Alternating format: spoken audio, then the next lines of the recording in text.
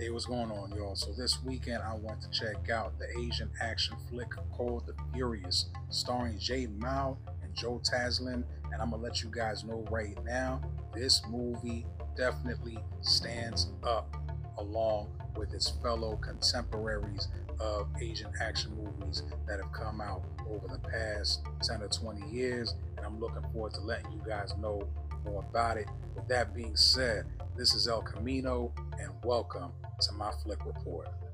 So Jay Mao plays a single father by the name of Wang Wei.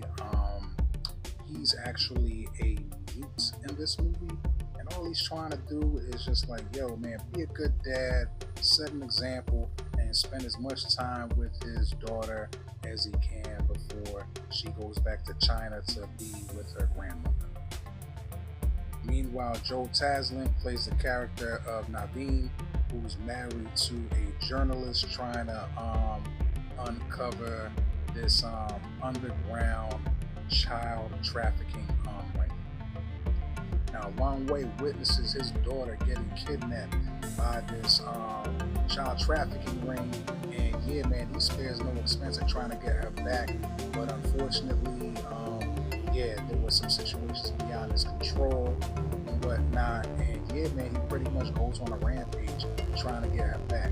In the midst of this rampage, he ends up meeting up with Naveen and stuff, and yeah, they end up teaming up to, pretty much put this child trafficking ring to an end, and a whole lot of butt kicking and action ensues from there. I'm gonna let you guys know right now, these guys get busy. Alright. Both these guys know how to fight, and their opponents ain't no jokes either, man. Like, yo, all the henchmen and people that they have to fight along the way to get to these kids, yo, it's crazy. Crazy. And yo, what's an Asian action flick without this, without the ultimate number two henchman being in it? This actor goes by the name of Yayan Ruhian. I hope I'm pronouncing that right. And I'm gonna let you guys know right now, if you're into watching Asian action movies or just action movies in general, you know who this guy is. He's been around for at least a good 15 years. He was in The Raid. He was in the movie The Raid. I want to say he was in Raid Redemption, but I could be wrong. He was definitely in a John Wick movie. And yeah, John Wick Part 2, I believe. Yeah, John Wick Part 2. He was in John Wick Part 2. What else?